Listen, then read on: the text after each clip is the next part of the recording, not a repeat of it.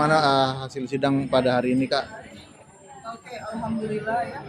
Hasil sidang hari ini sudah lancar ya.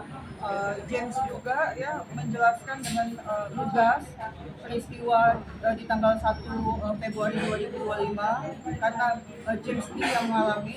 Lantas kita juga melihat bahwa sidang ini cukup fair. Kita doakan hati nurani JPU terbuka, tidak mempertahankan argumennya karena apa? Karena saksi fakta terbuka di ruang sidang ini tidak menyatakan pemukulan, tidak menyatakan penundaan, hanya dari pihak mereka, itu pun mencabut dari BAP. Jadi harusnya JPU ya nggak mengabaikan ya bukti-bukti yang sudah tersaji di dalam ruang persidangan. Artinya ini pengaruh dari sidang sebelumnya yang menghadirkan 2 saksi sebelumnya. Benar. Nanti dilanjut sama rekan saya. Ya, sebelumnya Kak, ini kan artinya sidang yang sudah keempat atau keberapa? Keenam ya. Keenam, oke. Artinya harus ada berapa sidang lagi sih untuk memutuskan bahwa JMS harus memiliki keputusan tetap?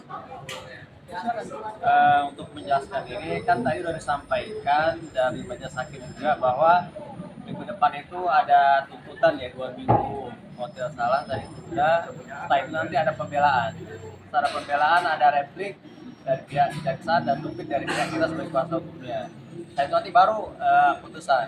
Nah nanti setelah putusan kita nggak tahu apakah kita mau banding. Apabila nanti tidak sesuai dengan apa yang kita lihat dari persidangan ini dan tidak adil bagi kita akan banding, dan apabila pun banding juga tidak memenuhi keinginan kita harus sampai kasasi.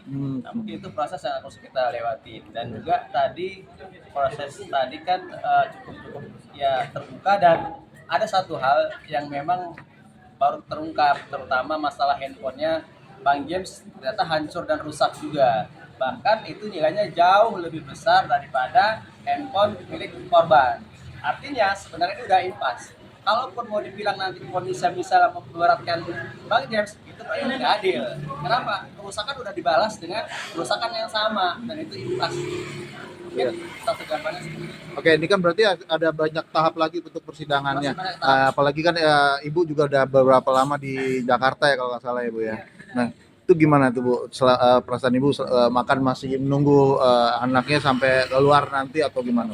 Prosesnya sampai seperti apa Ibu? Ya, saya menunggu sampai anak saya keluar dan sampai selesai masalah ini. Kalau belum selesai masalah ini, saya tidak akan pulang dulu karena anak saya itu adalah tumpuan hidup saya dan tulang punggung bagi keluarga, karena bapaknya sudah lama meninggal. Dari 2002 bapaknya sudah meninggal. Saya sendiri untuk membesarkan anak-anak saya, tapi sekarang ini difitnah orang sehingga anak saya masuk penjara. Saya mohon kepada Pak Hakim dan kepada Pak Jaksa supaya kasus ini Bapak juga harus profesional dan melihat mana yang benar. Kalaupun nanti tidak Bapak membela anak saya, Pak, lebih bagus saya teriak-teriak dan ribut, Pak. Saya hancurkanlah hidupku ini, Pak. Nggak ada artinya aku hidup, Pak.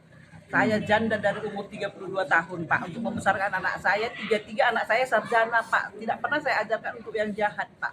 Saya mengajarkan anak saya untuk yang bagus semua, Pak. Jadi saya mohon, Pak, ya.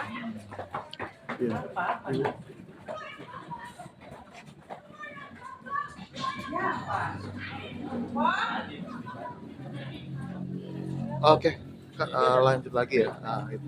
Jadi gimana Kak? Jadi untuk proses hari ini berarti kan masih banyak sidang-sidang selanjutnya. Iya. Ini jadi untuk hari ini apakah bisa melancarkan sidang selanjutnya atau tidak?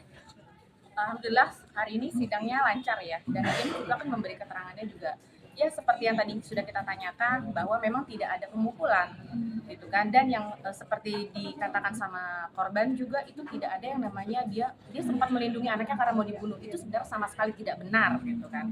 Kalau memang dia mau membunuh, kenapa? Tadi juga Jan sudah menjelaskan gitu kan bahwa mobilnya semua untuk perawatan anaknya itu lahiran semua itu dibantu sama James gitu kan. Jadi kalau misalkan James mau membunuh anaknya itu sangat tidak mungkin, karena James sangat sayang sama anaknya. Sampai strollernya pun itu biaya pembeli strollernya itu dari James, karena si korban ini memberikan harga stroller segitu ya, akhirnya James mentransfer dana seperti yang diberikan sama si korban. Dan itu sudah diakui pula dengan Betul, saksi sama. Rafika di Betul. dalam ruang persidangan. Betul.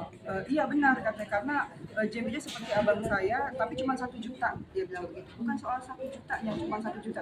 Artinya peristiwa itu benar bahwa Jem yang memberi orang tersebut, sehingga wajar karena Jem diprovokasi, dikata-katain kan, lantas diabaikan untuk penagihan barangnya. Jadi James mengambil lagi stroller itu, barang yang ada dikeluarkan. Jadi kalau James mengambil atau mengacak-acak ya barang dia sendiri gitu loh. Harusnya melaporkan kasus pencurian dan perampasan, tapi kan tidak dilakukan karena memang itu barangnya dari James. Oke. Gitu. Oke Kak, jadi harapannya untuk sidang selanjutnya seperti apa nih Kak? Karena tadi kita juga habis wawancara James, mukanya sangat puas kayaknya hasil dengan sidang hari ini ya. Makanya kita sekarang ini agak PH ini agak sedikit tenang karena ternyata fakta-fakta yang bermunculan dari sidang pertama dan selanjutnya itu luar biasa banget, terbuka banget. Saksi-saksi netral yang tidak ada hubungan dengan James dan pelapor itu menyatakan tidak ada pemukulan, tidak ada peludahan, ya tidak ada perusakan, malah yang ngomongin perusakan tuh nggak ada. Tapi memang James mengakuin karena direkam dan megang HP-nya pun di depan dada. Nah, jadi di depan dada menghadapkan James bergerak, dia bergerak juga. Jadi memang benar-benar direkam dan itu ada CCTV. Terbuka di CCTV.